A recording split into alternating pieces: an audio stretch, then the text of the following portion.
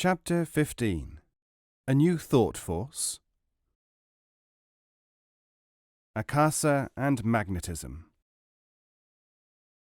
The supposed connection between hypnosis and magnetism is again under review. It is possible that traditional contentions made by Far Eastern wonderworkers that there is a life force by which such a phenomenon as gravitational force is nullified may have some substance in fact. This, of course, does not support that magical practices might receive scientific support, rather that some of the subjects formerly thought magical could come within the ken of better understood natural laws. It appears that the following phenomena are related to magnetism and electricity. Akasa, the Hindu theory of life force which can defy gravity, healing by touch, and hypnotic phenomena. Parallel concepts echoing the Akasa idea are to be found in several other systems of thought. The Polynesian mana idea is almost identical. M.J. Ruku has spent several years in France examining the characteristics of human electricity under scientific conditions. Briefly, he claims that the human body is a type of electricity-producing and storage plant. The presence of negative electricity, it is held, accounts for certain marked phenomena of hypnosis and healing. Taking a number of faith healers of established reputation, Ruku discovered that their fingertips seemed to repel small articles charged with negative electricity. In electricity, it will be recalled, like repels like. Accumulated under the skin, he says, in his recent work Les maladies et le magnétisme, this electricity is discharged into the body of the patient by the healer. In this way, a supposed deficiency of subcutaneous electricity, the so-called protective electrical shield, is removed. The human body is like a wonderful electrical generator, producer, accumulator, receiver, and transmitter, of which the center is the brain. Through the nervous system, the positive fluid is discharged, causing the entire system to function. How does a person become a natural healer? Ruku holds that natural healers seem to be those who have abnormally dry skins, which encourage the accumulation of subcutaneous electricity, a negative charge. In normal persons, this charge is constantly being given off. Surplus electricity not needed for running the system simply leaks away. Readers will at once see here a reflection of the Akasa thesis of the yogis, who claim that a vital fluid has to be stored up in the body and mind and discharged into an object in order to influence it. Ruku's experiments, claimed to have been held under scientifically controlled conditions, seem to parallel the Akasa activities of the fakirs. In order, however, to establish such a phenomenon as within scientific bounds, it is essential that easily controlled experiments be devised, and that they be capable of repetition with invariable results. Here is one, according to the supporters of Ruku. It may not prove that a negative electrical charge is emitted by the human body, but it is claimed to prove that something apparently physical does interact between human bodies.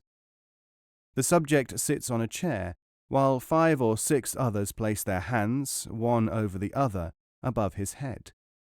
The object is to charge the subject with a negative electricity through the leakage of human electricity provided by the other human batteries. After several minutes, the effect of gravity can be proved to have been reduced. 2 of the experimenters, using only 2 fingers, are able to lift the subject, chair and all. But the effect does not last long under these conditions. The static leaks into the earth. Thus the lifting must take place at once. The parallel with levitation is interesting. Why do the fakirs specialize in stopping certain bodily functions, such as respiration? This theory claims that in this way electricity is saved and a hoard built up, either to produce supernormal effects or, more generally, to step up cerebration to a higher pitch than the normal. Hypnotists, too, are familiar with certain phenomena which remain unexplained. Among them is the following, a test for hypnotic susceptibility. The subject stands facing north, with his back to the hypnotist. The operator holds his hands, palms parallel, to the back of the subject without, of course, touching him. The subject cannot see what is going on. Slowly, the palms of the hypnotist's hands are drawn with a wiping motion, downwards parallel to the subject's backbone, and about an inch away from it. Easily affected subjects invariably sway backwards during this process. It is important to note here that while most hypnotists accompany this operation with verbal suggestions of sleep and falling backwards, these are not necessary, as I have myself ascertained. Words merely enhance the effect. Ruku claims that this phenomenon follows from the static electricity postulate, and that the aura, said to surround sensitive mediums and others, is merely the constant discharge of static from the skin. The hypnotic trance then concentrates the brain, charging it with the bodily electricity, and can cut off the supply from the nerve complex which serves the limbs and organs. Recent researches by Professor J.B. Rhine of Duke University, relating to the supposed effect of the mind over inanimate objects, might fit in with the above theory. Dice, among other things, were used in thousands of controlled experiments, and attempts were made to influence their fall merely by an effort of will. In terms of the Ruku theory, Dr. Rhine trained his subjects to project their cerebral electricity towards interrupting gravitational force. In his latest published researches, Professor Rhine, whose integrity as a scientific investigator is unchallenged, shows that such influencing of material objects by apparently mental means is a possibility that cannot be ruled out. A whole new field of research is now open. How to establish the nature of this force and its scope, how to harness it, having regard to its presence in that most difficult of all media, the human brain. The first step is foreshadowed by current work being undertaken by Ruku at Paris, the construction of an electrostatic machine to measure the nature and extent of human electricity, and particularly the means of its engendering and discharge. The main obstacle to this type of research is that the vast majority of occultists fall into two groups: the converted, who believe things because they want to, as a sort of wish fulfillment, and the over-enthusiastic, who let their enthusiasm run away with them. It is the latter who too often find themselves called upon to explain their discoveries to audiences so pitifully anxious to hear wonders that they are almost disappointed if they are not rewarded by exaggerated claims.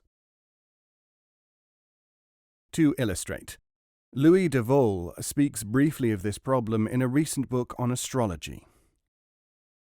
Draw up a chart, make a few hasty calculations, and say your say in a dark, slow voice, and they will do what they are told. You will direct their lives, you, with a spoonful of knowledge and 2 spoonfuls of acting. What is the remedy? There is, so far as I can see, none. No more than there is a remedy against the spread of indiscriminate education without culture and the development of common sense. The only avenue open to students of the occult in their strivings is to operate strictly on a basis of science. And modern science, which often struggles against occult studies when it troubles to take any notice at all, should not be regarded, surely, as an enemy.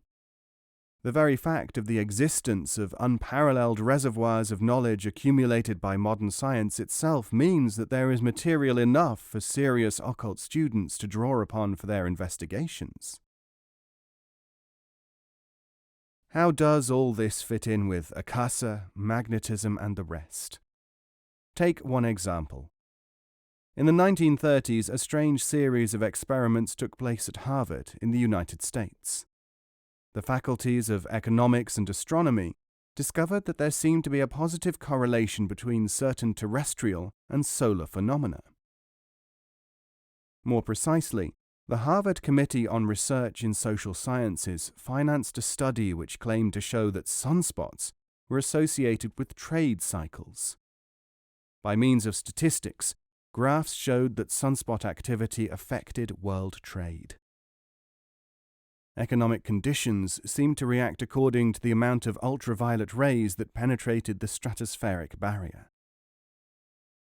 As far as I know, this concluded the investigation. Astrologers immediately claimed that this fact proved astrology.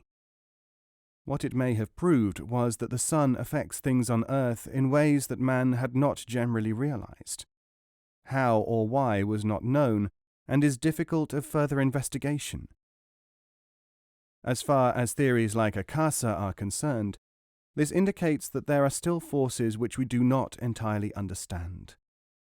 Who is to carry the research further? Occultists and astrologers, because, with few exceptions, orthodox scientists are not deeply interested at the moment. How many astrologers, however, are concerned with this and similar problems? It is probably safe to say that not many of them bother. I am certainly not against astrology as such. In fact, I write on it myself quite a lot. But I do feel that many astrologers want things both ways. While their subject is very much on a similar empirical basis as other sciences were in the Middle Ages, they still strive for recognition among sciences which are more developed and capable of greater materialistic proof. Now, either astrology and kindred semi-occult studies are to be on the same footing as, say, chemistry, or they are not. If they are, they should either be similarly organized in their thinking and practice, or at least should be more empirical. If they are not, are astrologers barking up the wrong tree? It seems to me likely that the semi-occult arts may find their own level on a slightly different basis from that of materialistic science. It may well be that this is the very ultra-sensitiveness of astrologers and others which makes them such attractive targets for attack by their opponents. As anyone who has been to school knows, there is no fun in teasing people who are unaffected by it. Even if you call it bullying, the mechanism is the same. Whatever may be the correct attitude, the fact remains that phenomena like akasa or sunspots, or anything else which seems to point towards forces which are not fully understood, will bear closer examination. The people who want to believe that there may be a vast potential use and meaning in these phenomena are those from among whom serious students and investigators should emerge.